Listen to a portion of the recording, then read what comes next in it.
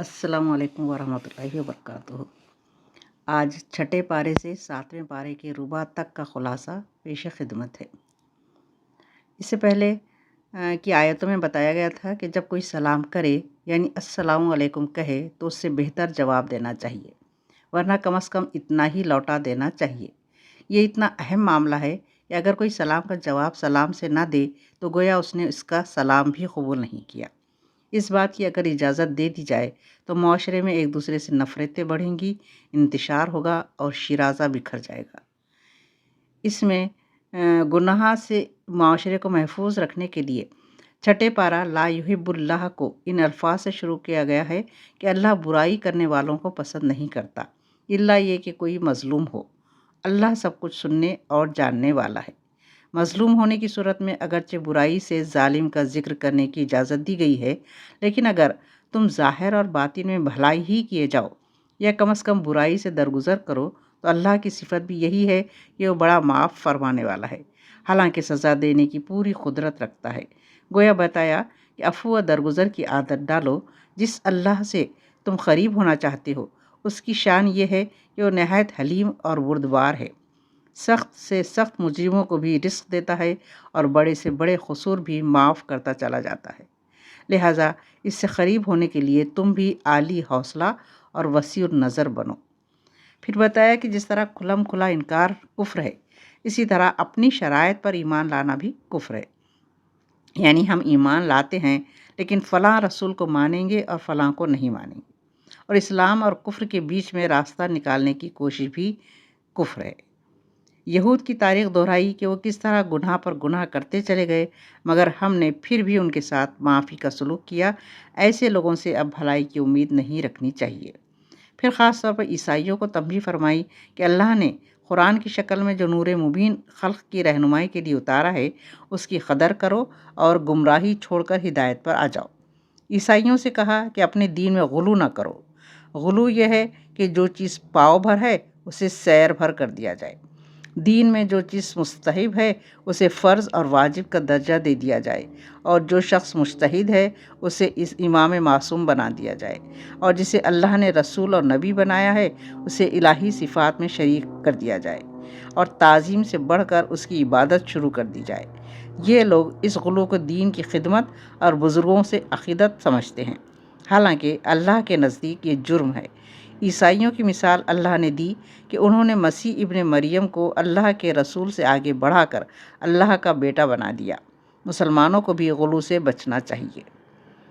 یہاں سے سورہ مائدہ شروع ہے۔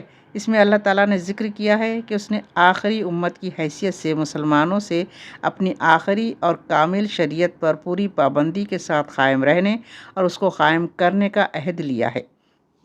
یہی عہد پہلے اہل کتاب سے لیا گیا تھا، مگر وہ اس کے اہل ثابت نہیں ہوئے۔ اب مسلمانوں سے عہد لیا جا رہا ہے کہ تم پچھلی امتوں کی طرح اللہ کی شریعت کے معاملے میں خائن اور غدار نہ بن جانا، بلکہ پوری وفاداری کے ساتھ اس عہد کو نبھانا، اس پر خود بھی قائم رہنا اور دوسروں کو بھی قائم رکھنے کی کوشش کرنا۔ اس راہ میں پوری عزیمت اور پامردی کے ساتھ تمام آزمائشوں اور خطرات کا مقابلہ کرنا ہے۔ سب سے پہلے اللہ سے باندھے ہوئے عہد کی پابندی کی تاکید کی گئی، پھر حرام مہینوں اور تمام دینی شعائر کے احترام کا حکم دیا اور فرمایا کہ ہر نیکی اور تقوی کے کام میں ایک دوسرے کی مدد کرو اور گناہ اور زیادتی کے کاموں میں ہرگز کسی کی مدد نہ کرو۔ کھانے کی جو چیزیں حرام ہیں انہیں گنایا گیا اور بتایا کہ دوسروں کے کہنے کی کوئی پرواہ نہ کرنا اللہ کے کیے ہوئے حرام اور حلال کی پرواہ کرنا ہے۔ حرام کردہ اشیاء کی تفصیل اس طرح ہے کہ مردار جانور جو طبعی موت مر گیا ہو، دوسرا خون جو بہتا ہوا ہو اسے پینا کھانا جائز نہیں، تیسرا یہ کہ سور کا گوشت بلکہ اس کی ہر چیز حرام ہے، چوتھا یہ کہ وہ جانور جو خدا کے سوا کسی اور کے نام پر ذبح کیا گیا ہو یا جس کو ذبح کرنے سے پہلے یہ نیت کی گئی ہو کہ یہ فلاں بزرگ یا فلاں دیوی دیوتا کی نظر ہے۔ حقیقت یہ ہے کہ جانور ہو یا غلہ یا کوئی اور کھانے کی چیز، دراصل اس کا مالک صرف اللہ تعالیٰ ہے، اور اللہ ہی نے وہ چیز ہم کو عطا کی ہے۔ لہٰذا اعتراف نعمت یا صدقہ یا نظر اور نیاز کے طور پر اگر کسی کا نام ان چیزوں پر لیا جا سکتا ہے تو وہ صرف اللہ ہی کا نام ہے۔ اس کے سوا کسی دوسرے کا نام لینا یہ معنی رکھتا ہے کہ ہم خدا کے بجائے یا خدا کے ساتھ اس کی برتری بھی تسلیم کر رہے ہیں اور اس کو بھی انعام دینے والا یا نعمت دینے والا سمجھتے ہیں۔ وہ جانور بھی حرام ہے جو مختلف اسباب کی بنا پر مر گیا ہو، جیسے گلا گھونٹ کر یا چوٹ کھا کر یا بلندی سے گر کر یا ٹکر کھا کر مر گیا ہو، یا کسی درندے نے اسے پھاڑ کھایا ہو۔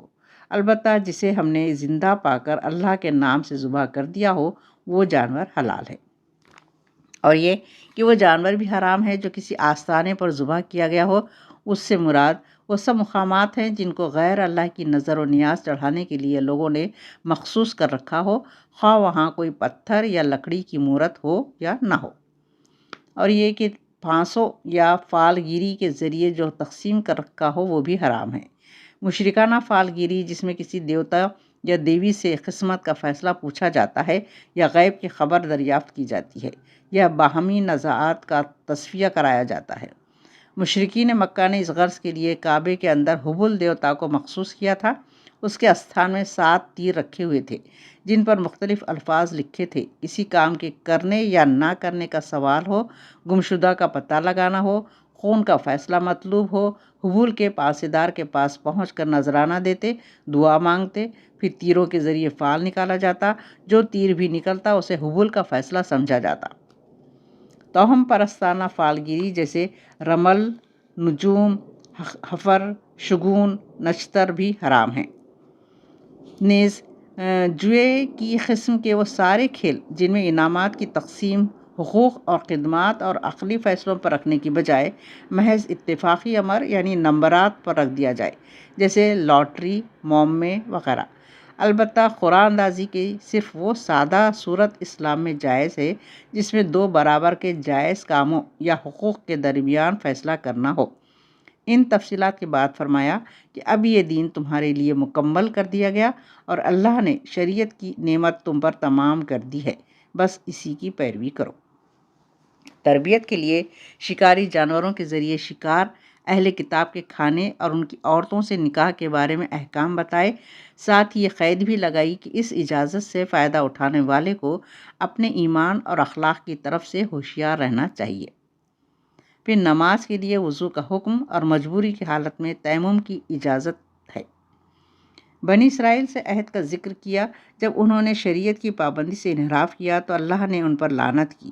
اسی طرح نصارہ سے عہد لیا تھا مگر انہوں نے بھی ایک حصہ بھلا دیا، یعنی عبادت کے نام سے جو رسومات ہیں ان کے نزدیک وہ تو دین کا حصہ ہے، مگر بقیہ معاملات جو دنیا سے متعلق ہیں ان میں خدائی ہدایت کے پابند نہیں رہے۔ اس وجہ سے اللہ نے ان کے اندر انا اور اختلاف کی آگ بھڑکا دی، وہ آخرت تک اس کی سزا بھگتیں گے۔ گویا مسلمانوں کو تنبیہ کی جا رہی ہے کہ وہ عہد کی پابندی کریں۔ اگر وہ یہود و نصارہ کے راستے پر چلے تو پھر ان کا بھی وہی انجام ہوگا۔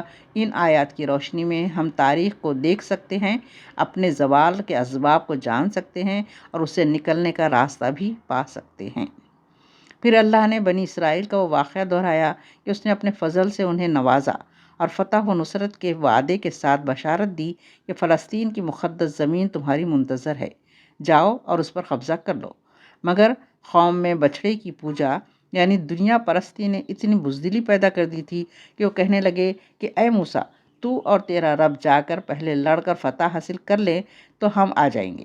اس پر اللہ نے 40 سال کے لیے ان پر ارض مقدس کو حرام کر دیا اور انہیں صحرا میں بھٹکنے کے لیے چھوڑ دیا۔ یہاں معلوم ہوا کہ اللہ کے مقدرات بھی قوموں کے طرز عمل سے وابستہ ہیں، بلکہ فرد کے طرز عمل سے بھی وابستہ ہیں۔ مسلمانوں کو تاکید کی گئی کہ حدود الہی پر قائم رہیں اور شریعت کی پابندی کو اللہ کے قرب کا ذریعہ بنائیں۔ الفاظ اس طرح سے ہیں کہ اے ایمان لانے والوں، اللہ سے ڈرتے رہو اور اس کے قرب کا ذریعہ تلاش کرو۔ قرب کا ذریعہ یہ کہ وسیلہ وہی ہے جس کا ذکر اللہ نے حبل اللہ، اللہ کی رسی کے نام سے کیا ہے، یعنی اسلام کو مضبوطی سے مل کر پکڑ لو اور پوری مستعدی سے اللہ کے احکام کی پابندی کرو اور خدا کی راہ میں اپنی قوتیں لگا دو۔ خدا کے عذاب سے یہی چیز چھٹکارا دلانے والی ہے، اس کے سوا کوئی چیز نفع نہیں پہنچائے گی۔ چوری کی سزا بتائی کہ چور کا ہاتھ کاٹ دو اور اس سزا کو بے رعایت نافذ کرو۔ تفصیل یہ بھی بتائی ہے کہ چوری 10 درہم سے زیادہ کی ہو، معمولی چیزوں کے چرانے پر ہاتھ نہ کاٹا جائے۔ امانت میں خیانت کیا تو اس کے لیے بھی یہ سزا نہیں ہے۔ کھانے پینے کی چیزوں کی چوری، پرندوں کی چوری، بیت المال سے چوری، ترکاریاں پھل کی چوری میں ہاتھ نہ کاٹا جائے گا۔ اس کا مطلب یہ نہیں کہ بالکل سزا نہ دی جائے گی، بلکہ قاضی اپنی ثوابدید کے مطابق مجرم کو سزا دے سکتا ہے۔ البتہ جو لوگ ڈاکہ زنی کرتے ہیں، کھلم کھلا خدا اور رسول سے لڑتے ہیں، اسلامی حکومت کے صالح نظام سے جنگ کرتے ہیں، ان کی سزا یہ ہے کہ انہیں قتل کر دیا جائے یا سولی دے دی جائے، یا ان کے ہاتھ پاؤں مخالف سمتوں سے کاٹ دیے جائیں یا جلا وطن کر دیے جائیں۔ یہ رسوا کن سزا دنیا میں ہے اور آخرت میں ان کے لیے اس سے بڑی سزا ہے۔ البتہ پکڑے جانے سے پہلے وہ توبہ کر لیں تو وہ سزا سے بچ سکتے ہیں۔ قسموں کو پورا کرنے کی تاکید کی گئی، اور اگر کسی جائز سبب سے قسم توڑنی پڑے تو اس کا کفارہ ادا کرنے کا حکم دیا کہ 10 مسکینوں کو اوسط درجے کا کھانا کھلاؤ، یا انہیں کپڑے پہناؤ، یا ایک غلام آزاد کرو، ورنہ 3 دن کے روزے رکھو۔ پھر بتایا کہ شراب، جوا اور خدا کے سوا کسی چیز کو عبادت کے لیے گھڑنا، یہ سب شیطانی کام ہیں، تاکہ شیطان ان چیزوں کے ذریعے تمہارے درمیان عداوت، بغض ڈال دے اور تمہیں خدا کی یاد اور نماز سے روک دے۔ نبی کریم صلی اللہ علیہ وسلم کو ہدایت کی کہ آپ بالکل نڈر ہو کر اہل کتاب سے کہہ دیں کہ اگر تم نے توریت، انجیل اور اس قرآن کو قائم نہ کرو تو پھر اللہ کے ہاں تمہاری کوئی حیثیت نہیں۔ خدا سے صرف ان کو نسبت حاصل ہوگی جو ایمان اور عمل صالح سے نسبت قائم کریں گے۔ نصارہ کے کفر کو بیان کیا کہ انہوں نے عیسیٰ علیہ السلام کی تعلیمات کے بالکل خلاف حلول، یعنی خدا کے حضرت عیسیٰ علیہ السلام اور حضرت مریم علیہ السلام میں اتر آنے اور اسی طرح 3 خداؤں کے عقیدے گھڑ لیے۔ اس کے بعد حضرت عیسیٰ علیہ السلام اور مریم علیہ السلام کا اصل مرتبہ ظاہر کیا گیا۔ بنی اسرائیل پر حضرت داؤد علیہ السلام اور عیسیٰ علیہ السلام کی لعنت کا حوالہ دیا گیا اور بتایا کہ یہ کیسے کتاب اور ایمان کے دعوے دار ہیں کہ مسلمانوں کے مقابلے میں بت پرستی کرنے والے مشرکین مکہ کو ترجیح دیتے ہیں اور انہیں بہتر بتاتے ہیں۔ یہ سب ان کی اسلام دشمنی ہے۔ اللہ تعالیٰ سے دعا ہے کہ اللہ تعالیٰ ہم کو رمضان کی مبارک گھڑیوں میں قرآن کو پڑھنے، اس کو سمجھنے اور اس پر عمل کرنے کی توفیق عطا فرمائے، اور رمضان کی برکتوں سے ہمارے شہر، ملک اور عالم اسلام کو خوب فیض یاب ہونے کا موقع دے۔ آمین یا رب العالمین۔